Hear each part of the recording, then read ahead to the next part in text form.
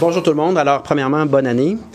Une année qui commence tôt, une année qui commence avec une nouvelle quand même très importante, celle de la démission de Justin Trudeau.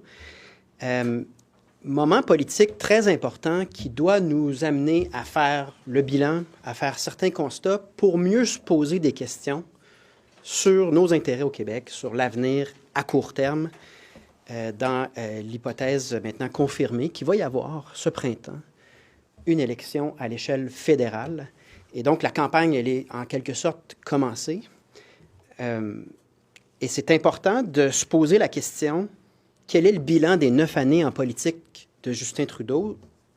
Et je pense que factuellement, ça aurait été des années très, très nocives, très, très négatives pour les intérêts du Québec. Et ça doit être dit, premièrement, là, rappelons que Justin Trudeau n'est pas décédé. Il a démissionné, et pas de son propre gré. Il a été forcé de démissionner alors qu'il a tout fait pour s'accrocher. Et ce matin, donc, je ne m'empêcherai pas de faire un bilan le plus juste et le plus factuel possible des 9 ans de Justin Trudeau, parce que j'en appelle essentiellement à une prise de conscience sur la position du Québec dans le Canada, ce que ces 9 années-là nous disent, mais surtout une prise de conscience sur l'avenir immédiat du Québec dans le Canada. En clair, la boule de cristal PSPP ne voit rien de bon pour le Québec dans ce qui suit, dans l'éventualité d'un gouvernement Pierre Poilievre, essentiellement parce que le problème n'est pas Justin Trudeau. Le problème, c'est le régime, c'est le Canada. Et il y a eu des hommes de bonne volonté. Il y en aura peut-être d'autres qui ont tenté de défendre le Québec ou de réformer ce régime canadien. Pensons à Brian Mulroney. Mais le système est conçu pour nuire ou à tout le moins ignorer les intérêts du Québec parce que nous n'avons que le 5e des sièges dans ce Parlement canadien. Donc hier, j'ai été sévère envers Justin Trudeau, mais je pense qu'on ne peut pas faire preuve d'hypocrisie si on veut se faire une idée de ce qui nous attend pour la suite des choses. Rappelons l'essentiel de ce bilan-là, immigration incontrôlée, création de toute pièce de la situation au chemin Roxham, absence de considération pour les demandes du Québec, avoir ignoré ce que les fonctionnaires lui ont dit à Ottawa, à savoir que ça créerait une crise du logement, des difficultés au niveau des services, réussir à plus que doubler la dette alors que, du point de vue du directeur du budget à Ottawa, les services fédéraux, qui sont déjà peu nombreux, ont reculé. Donc, une détérioration de l'État à travers également des dérives idéologiques. Pensons à la commissaire à l'islamophobie, la contestation de la laïcité, à même les fonds publics qu'on envoie au fédéral, toutes sortes de nominations absolument incompréhensibles. Et surtout, l'ingérence, le non-respect des compétences du Québec, le dédoublement, la chicane qui ne finit jamais entre des paliers de gouvernement qui n'arrivent pas à s'entendre. Ajouter à ça des crises à l'interne relativement à l'ingérence étrangère, des crises à l'externe, parce que clairement, on n'est pas en bonne position pour négocier avec nos pays voisins. Nous sommes la risée pour plusieurs États dans le monde. Donc, tout ça doit être mentionné au moment de la démission de Justin Trudeau. Je conviens que normalement, on fait les éloges des gens qui quittent la politique en saluant l'engagement politique. Je consens que c'est compliqué. Je salue l'engagement politique, mais comme l'a fait René Lévesque au départ de Pierre Elliott Trudeau, il faut être capable également de nommer les choses si ces 9 années de politique-là ont été nocives, parce que ça nous amène également à se poser la question, suivant ces échecs-là, qui sont ceux de François Legault, rappelons-le, parce que l'intransigeance de Justin Trudeau a mené à l'échec des gros gains dans le Canada et a mené à plusieurs difficultés pour le gouvernement Legault. Qu'est-ce qui advient de ces revendications-là sous Pierre Poilievre? Posons-nous la question maintenant, ça va nous permettre de réfléchir aux options devant nous. Est-ce que quelqu'un a déjà entendu Pierre Poilievre parler de céder les pleins pouvoirs en immigration au gouvernement du Québec? Non seulement il n'a jamais dit ça, mais pour ce qui est du chemin Roxham, il a gardé le silence tant que ça concernait seulement le Québec. Il a commencé à en parler quand le sujet commençait à intéresser le reste du Canada. En matière de langue, de culture, rappelons que pour Pierre Poilievre, appliquer la loi 101 aux entreprises fédérales sur le territoire du Québec, ce n'est pas une bonne chose. Est-ce que vous l'avez entendu parler de culture? Parce que vis-à-vis les géants, Netflix et compagnie, on a besoin d'une représentation forte. Silence radio à nouveau de la part de Pierre Poilievre sur les intérêts du Québec. Pierre Poilievre a été silencieux sur les 6 milliards de transferts en santé qui nous sont dus. On était supposé obtenir ça grâce au mandat fort de François Legault. Posez-lui la question. Avez-vous une position là-dessus? Ce sera le silence également. Le silence sur l'abolition de la monarchie. Ces députés ont même chanté « God save the King » en chambre. Posez-lui la question, avez-vous réprimandé qui que ce soit pour ça? Rien. Avez-vous déjà entendu Pierre Poilievre s'engager à cesser la contestation de la loi québécoise 21 sur la laïcité? Il va continuer. Sa position est la même que Justin Trudeau. Sur l'environnement, non seulement il va continuer le financement de projets absolument horribles comme le pipeline dans l'Ouest qui a coûté une fortune en fonds publics québécois, mais lui, il va mettre la pédale au fond sur les subventions à cette industrie polluante, et ce n'est pas dans l'intérêt du Québec. Silence radio sur les intérêts du Québec et la volonté démocratique du Québec sur les questions environnementales. Je pourrais continuer comme ça là, sur une dizaine de sujets où Pierre Poilievre est soit silencieux et indifférent, où il est soit en fait hostile à la demande du Québec, à la position du Québec, et ça s'explique. Il fait de la politique en fonction de sa base, qui est dans l'Ouest canadien, et du vote en Ontario qu'il doit gagner s'il veut devenir premier ministre. Il ne doit pas gagner le Québec pour devenir premier ministre. Ça ne fait pas partie de son plan de match. Sa campagne ne portera pas sur les demandes du Québec. Il va soit garder le silence ou soit rabrouer le Québec. Donc, si on prend un minimum de perspective, que ce soit Trudeau, Chrétien, Martin, ou du côté bleu, que ce soit Harper ou Andrew Scheer, ou peu importe qui, c'est un régime, et c'est un régime dans le cadre duquel nos intérêts sont le 5e de la Chambre et donc sont le plus souvent ignorés. Et c'est pour ça qu'aujourd'hui, je vous fais la prédiction suivante. Pierre Poilievre va gouverner en fonction des intérêts et des préoccupations de l'Ouest canadien. Il n'a pas besoin du Québec pour gagner et donc il ne considérera pas nos intérêts et nos préoccupations. Ça va paraître dans sa campagne, mais ça va surtout paraître une fois qu'il sera au pouvoir. Ce sera le reflet des intérêts de l'Ouest canadien. Donc, on sait évidemment la conclusion du Parti québécois depuis des années, et c'est la seule option qu'on n'a pas essayée.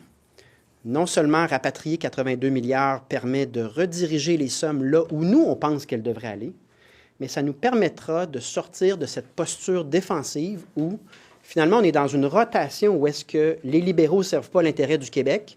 On se dit on va changer pour les conservateurs, qui ne serviront pas les intérêts du Québec. Puis là, on va se dire on va changer pour les libéraux. Mais à travers les décennies, ce qu'il faut voir, c'est notre déclin. Dans ce système-là, le déclin linguistique, culturel, mais surtout le déclin de nos intérêts économiques, géopolitiques, il est apparent. Et c'est important pour moi de le mentionner parce que rares sont les moments où on peut faire le point. Il n'y a pas un meilleur moment que la démission, la fin d'un régime qui aurait été éminemment hostile et négatif pour les intérêts du Québec. Et la seule façon, donc, de se donner un avenir qui représente notre volonté, nos intérêts, notre stratégie, c'est de décider par nous-mêmes et ça sera éclatant au cours des prochaines années. Donc, c'est important pour moi de faire le point là-dessus. Je terminerai sur un point important. Si on sait que les élections fédérales ont lieu pas avant le 24 mars, est-ce que François Legault peut, s'il vous plaît, donner à la circonscription de Terrebonne un ou une députée? Est-ce qu'on peut déclencher une partielle qui traîne depuis des mois sans aucune raison autre que les intérêts tactiques et électoraux à court terme de la CAQ? Il y a de l'espace en ce moment, on ne siège pas. Les fédérales ne sont pas pour maintenant. Réglons ça maintenant. Nous, on n'attend que ça. Je serai d'ailleurs en porte-à-porte ce soir à Terrebonne. Jordan Patterson, vous l'avez entendu, l'entrevue avec Pierre Poilievre, il dit que Justin Trudeau vous a aidé à augmenter dans les sondages puis à devenir numéro 1 au Québec. Ça, c'est Pierre Poilievre qui dit ça. En fait, c'est très intéressant parce que dans cette entrevue-là, on conçoit au Canada anglais qu'il y a un modèle canadien dans le cadre duquel il faut s'intégrer et qu'il faut revenir à une spécificité des institutions canadiennes, un respect du vivre ensemble canadien. Mais ce raisonnement-là, évidemment, ne vaut pas pour le Québec. Moi, ce qui m'a frappé, c'est que ce soit la gauche trudeauiste multiculturaliste ou la droite conservatrice de l'Ouest canadien, le mépris pour le Québec demeure le même. Et c'est très frappant parce que la compréhension de Pierre Poilievre du mouvement indépendantiste depuis sa fondation, depuis la fondation du Parti québécois dans les années 60, se résume à dire que c'est parce que l'économie ne va pas très bien sous Trudeau et que lui va arranger ça. Il faut vraiment avoir passé très peu de temps à s'intéresser au Québec pour faire une affirmation de la sorte. Et dans les commentaires, l'échange avec Peterson, on sent également le mépris pour le Québec, dans le cadre duquel le mouvement indépendantiste n'est qu'une menace, a threat. Et ça se résume à ça. Il n'y a pas de volonté de comprendre, il n'y a pas de volonté de donner une légitimité à des revendications qui sont en fait identiques sur certains plans aux revendications canadiennes en ce moment. Mais votre option est toujours très basse, là. L'arrivée de Poilievre, ça va-tu changer quelque chose? Elle était basse avec Justin Trudeau. Le oui n'est pas plus élevé depuis que Justin Trudeau est là. Même il a perdu des plumes. Non, il n'a pas perdu de plumes. C'est assez stable, en fait. Mais comme je vous dis, mon rôle, c'est de donner l'heure juste. Sur la démission de Justin Trudeau, je pense que je donne l'heure juste au meilleur de mes moyens. Et je me soumets toujours au jugement de la population.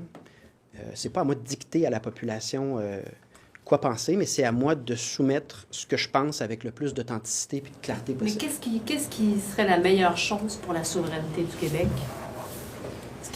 Qu'est-ce qui se passerait au fédéral? Qu'est-ce qui serait la meilleure chose? C'est un régime, le fédéral. Donc, ça a été la même chose depuis 150 ans. Donc, on peut faire confiance au régime fédéral, qu'il soit bleu ou rouge, pour nous rappeler la nécessité de sortir de là. Je ne suis pas très inquiet. Parce que si on voyait du côté de Pierre Poilievre des engagements sur les fameuses demandes là, de gros gains dans le Canada de François Legault, si on voyait un Pierre Poilievre qui s'est intéressé un tant soit peu aux raisons de l'indépendance du Québec, du mouvement au Québec, mais on voit que ce n'est pas du tout sur leur radar.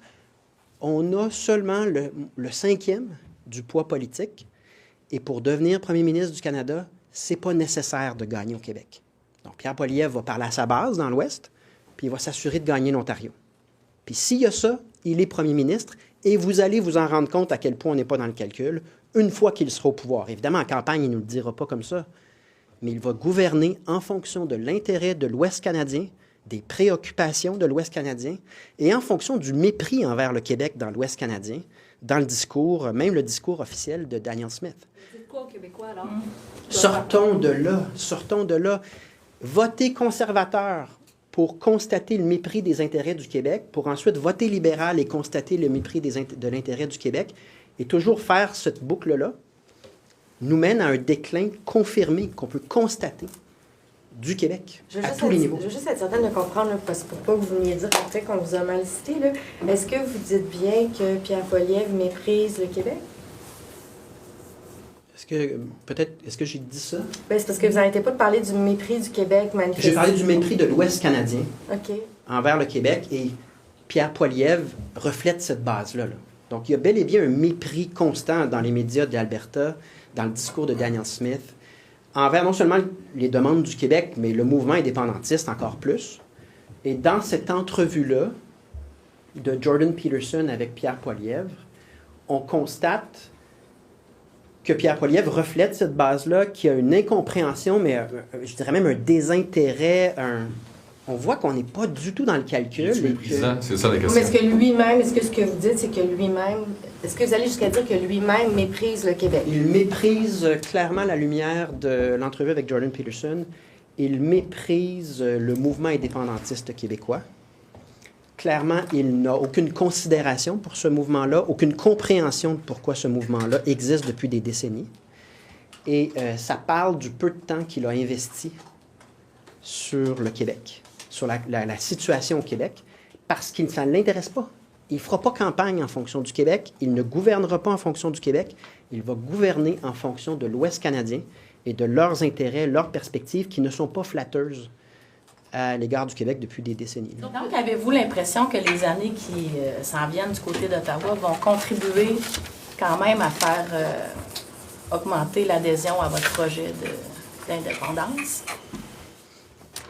J'ai la certitude que le gouvernement Poilievre ne gouvernera pas en fonction des intérêts du Québec. Il va gouverner, ça je suis certain. Maintenant, comment ce constat-là va influencer les Québécoises et les Québécois, ça appartient à notre peuple.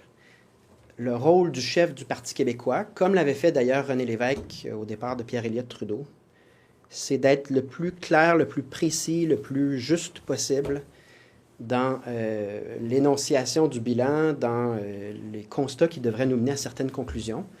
Des conclusions qui, on le sait, demandent du courage. Donc, Est-ce que vous espérez, à tout le moins, que ce que va nous démontrer Poilièvre va aider la cause souverainiste? Va servir la cause souverainiste? C'est sûr qu'un gouvernement qui se bâtit en fonction des intérêts de l'Ouest canadien, puis des préoccupations de l'Ouest canadien, en n'ayant aucun... J'ai déjà écrit dans un livre, Rebâtir le camp du oui, que la relation du Canada avec le Québec est essentiellement passive-agressive. On est dans la phase passive de Pierre Poilievre, c'est-à-dire qu'il n'y a pas de plateforme pour le Québec, il répond à aucune de nos demandes, il fait semblant qu'on n'est pas là, puis il mènera campagne en taisant un peu les sujets du Québec, parce que c'est très mal reçu en Alberta. S'il commence à écouter le Québec et à parler du Québec, ça ne passera pas très bien dans le reste du Canada. Mais viendra probablement une phase agressive, c'est-à-dire que si on continue à revendiquer nos demandes légitimes dans ce système où est-ce qu'on a juste le 5e des voix puis beaucoup de mépris pour notre différence, viendra une phase agressive de répression de ces demandes-là.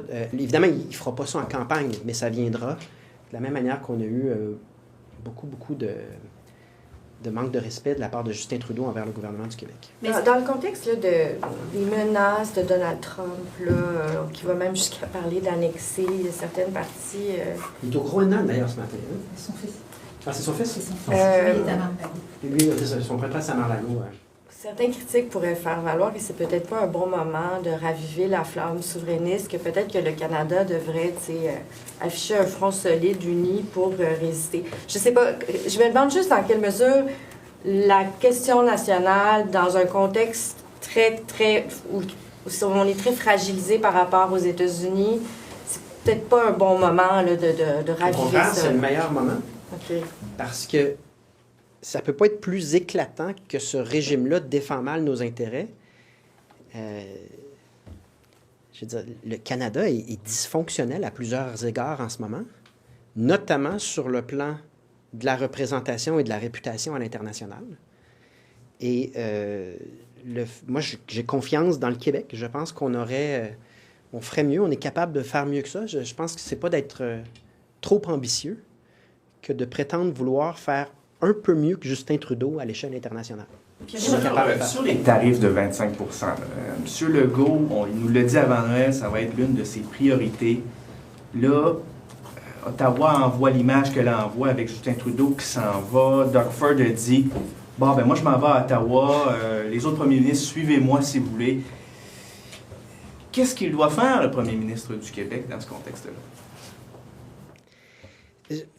Le passage au pouvoir de la CAQ aura été une fable absolument très, très utile sur le plan pédagogique de à quel point on a peu d'influence sur des choses qui sont primordiales pour nous. Quand je vois François Legault tweeter avec un tweet qui est vraiment beige là, sur la démission de Justin Trudeau, il faut lire entre les lignes qu'en fait, la CAQ a peu d'influence sur ce qui se passe, alors que c'est déterminant pour l'économie québécoise. Mais ça, c'est comme dans tous les dossiers depuis 7 ans. Il n'y a rien de différent. Et c'est de ça dont je veux qu'on sorte.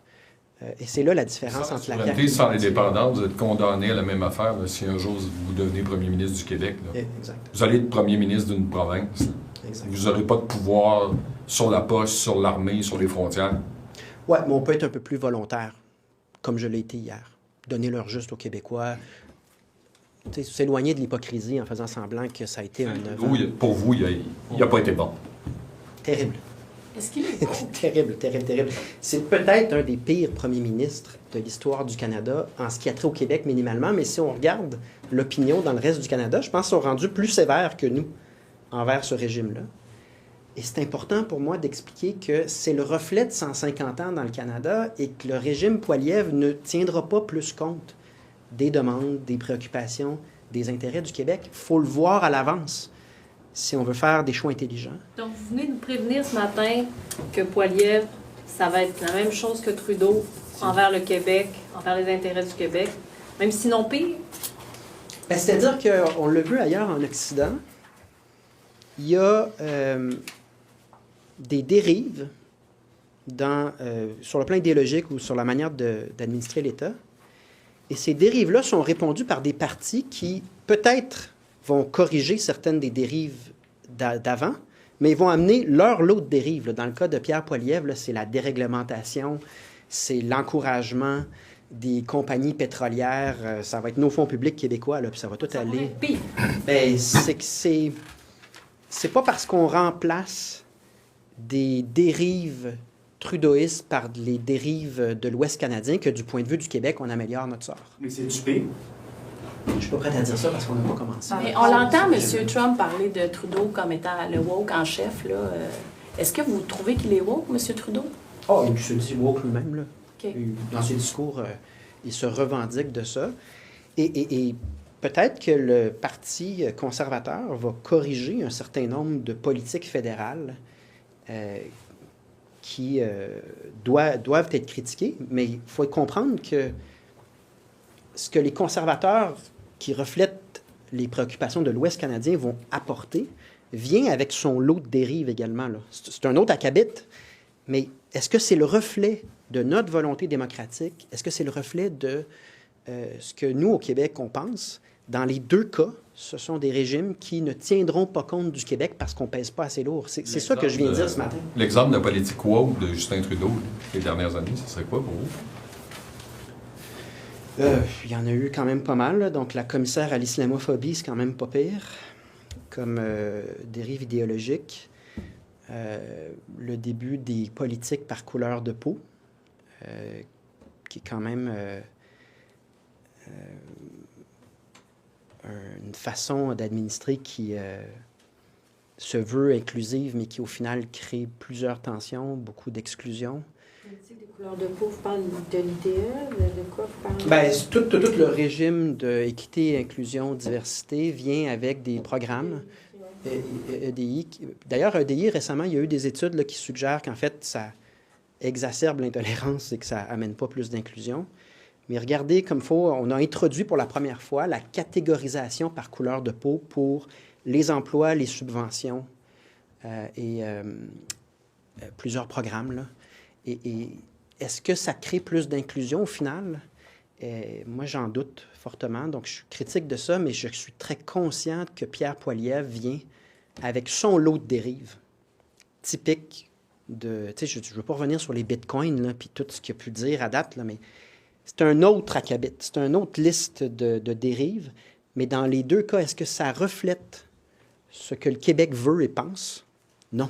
Puis c'est important de le dire parce que on pense à tort, parce que des fois on oublie, que remplacer les libéraux par les conservateurs, ça règle nos enjeux ici au Québec.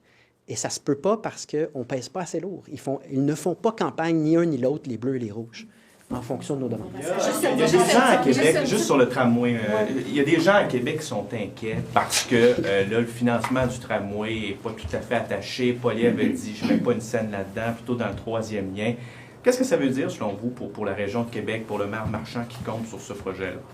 Ah, ça génère de l'instabilité. D'ailleurs, est-ce que vous me corrigerez, là, je ne veux pas faire une affirmation, mais il me semble que sur un projet similaire à Calgary, il s'était prononcé différemment en faveur. Est-ce que ça tombe bien, votre question, parce que vous ne pouvez pas avoir un exemple plus frappant de ce que je tente de mettre de l'avant ce matin, que le gouvernement Poilievre va en être un en fonction des intérêts de l'Ouest canadien, pas des nôtres. Si un tramway a lieu à Calgary, ça, c'est bon pour les conservateurs. Mais le même tramway à Québec, ça, c'est bien épouvantable. Et oui, ça génère de l'instabilité. Et oui, ça va générer une autre couche de chicane puis de discussion Québec-Canada qui mène à rien, qui nous fait perdre du temps, qui nous fait perdre de l'argent. C'est ça mon point ce matin. C'est une petite dernière. C'est parce que vous avez dit que Justin Trudeau avait été un des pires premiers ministres de l'histoire du Canada. Si on le compare à son père, c'est lequel le pire selon vous? Je pense que Justin Trudeau, le père était peut-être plus hargneux envers le Québec, mais Justin Trudeau a voulu pousser le bouchon plus loin que son père, comme s'il a voulu prouver à son père qu'on pouvait aller encore plus loin dans tout ce qui ne fonctionnait pas avec Pierre Elliott Trudeau, au dire de René Lévesque à l'époque, là, si on reprend la critique de René Lévesque sur Pierre-Éliott Trudeau, c'est comme si Justin Trudeau s'était dit, moi, c'est mon héritage et je vais amener ça le plus loin possible. T'sais, le plus de dettes possible, le plus de communautarisme possible, le plus de dépenses sans réfléchir à la santé de notre économie, le plus de... c'est comme s'il a amené le concept encore plus loin et il a démontré par l'absurde que c'était des théories fumeuses qui étaient à la base du trudeauisme. Et c'est intéressant de voir ce que le Canada anglais a fait ça parce que le Canada anglais a bu le Kool-Aid du trudeauisme jusqu'à la dernière goutte. Et jusqu'à tout récemment, à chaque fois que le Québec disait « ça ne fonctionne pas et votre régime est terrible pour la vitalité de notre différence », on se faisait traiter de raciste. Et en l'espace de quelques années, là, c'est tout le Canada qui condamne ces théories-là et qui se retourne contre le trudeauisme. Mais c'est intéressant de le souligner parce qu'avant, puis je le sais, là, parce que c'est moi le chef du Parti québécois, j'ai eu mon lot de critiques pour avoir nommé des choses qui maintenant sont un consensus au Canada. Le Canada a bâti son identité sur le trudeauisme, sur le communautarisme pendant un moment.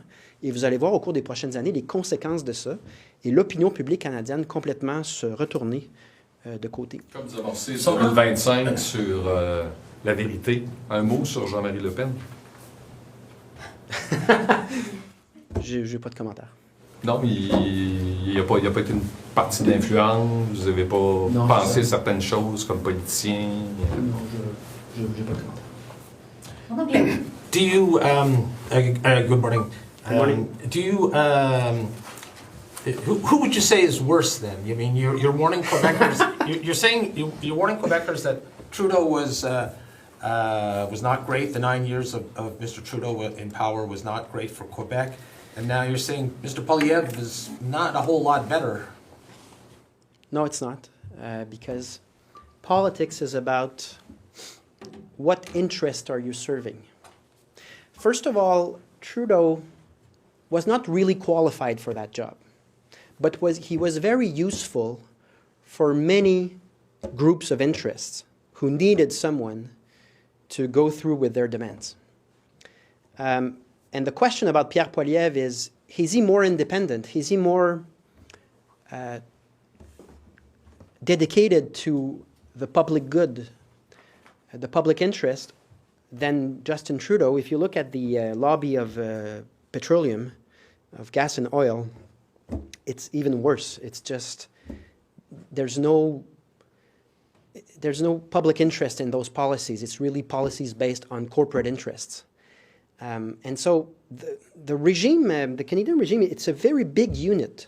Jane Jacobs said in her book, The Question of Quebec Separatism, that the more the unit is big, the more ungovernable the politics are, and the more conflicts of interest, the more groups of interest will start running the show instead of politicians. And what's interesting in Quebec is that it's a smaller unit, and the Parti québécois is definitely a democratic party. Sometimes it comes with a bit of adversity and complications, but it is a democratic party. I only get funding from $10 and $20 from my members, and I think that's a big difference in what we could do in an independent. But we know Mr. Legault was not pleased with Mr. Trudeau at the end, and that even hoped that he would not be in power. What are you telling Quebecers? Are you telling them how to vote? What would be your advice given the context now? No, I'm not telling Quebecers how to vote, but I'm doing something that the Premier was reluctant to do. He didn't take yesterday's opportunity, that is not the death of someone, just someone resigning because his own group cannot take it anymore. He didn't take that opportunity to give a clear and honest summary of what actually happened for his government under Justin Trudeau. And since the Premier is not giving a clear and complete picture of what actually happened, someone needs to do it, and that's going to be me. What do you think Justin Trudeau will be remembered for?